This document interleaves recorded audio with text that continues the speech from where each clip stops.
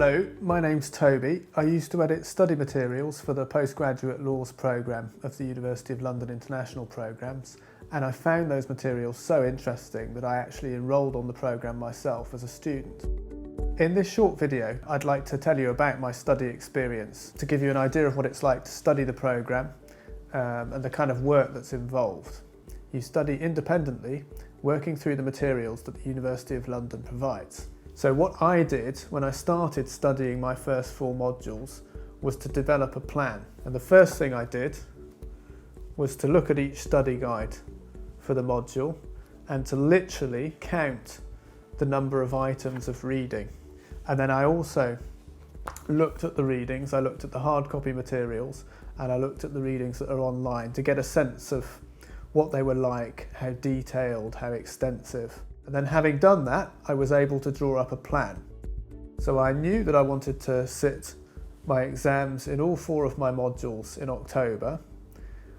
I worked back from that. I allowed September for exam preparation, revision, and that basically left me with 5 months to study the 4 modules. So then I could calculate I need to read 5 or 6 items of reading a week on average in order to get through all the material that I want to get through. So that was my plan, a rough plan, but it gave me something to work with. And the next step was to actually work out how I study that material. So really, what order am I going to read stuff in and what am I going to do to get through the material?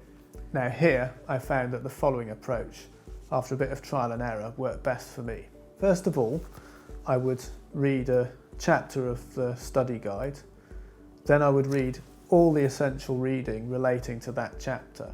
Within each chapter essential reading list, I would first of all read the secondary sources, so the scholarly works, and then I would read any primary sources mentioned, so case reports, statute law.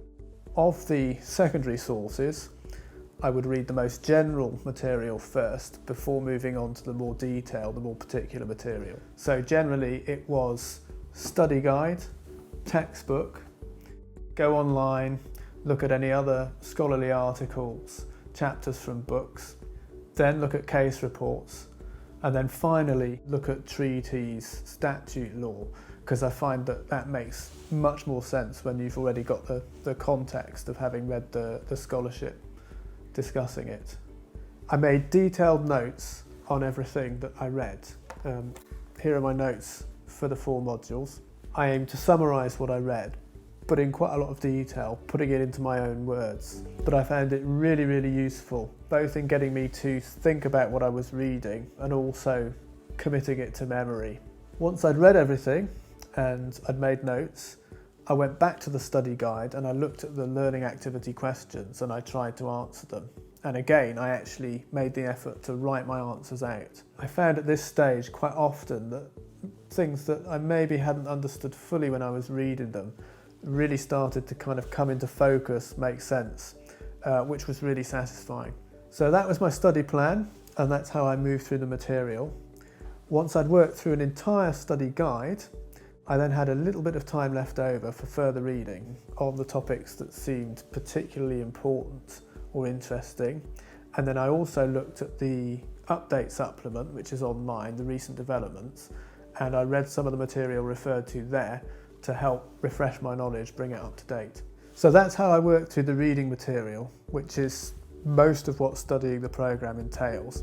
The last bit of studying that I did was revision and exam preparation, and here I did 2 things. First of all, I went back through my notes and I actually made a separate set of notes, shorter. This sounds like a lot of work, but I found it really, really pays dividends in terms of cementing things in one's mind.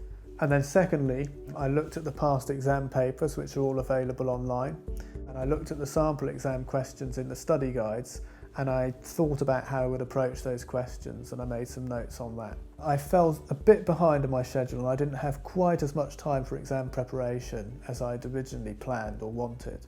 It's definitely something that I'm going to try and allow a bit more time for with my next modules, but even so, as it was, I was okay in the exams. I got a nice solid pass. Most of the people who take the exams for this programme do pass them. The pass rate is around 85%.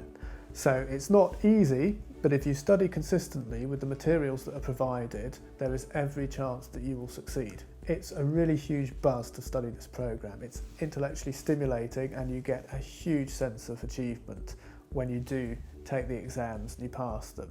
So I hope what I've told you has been interesting if you're interested in studying the programme, helpful if you're studying the programme already, and I really hope that you will go on to succeed as well.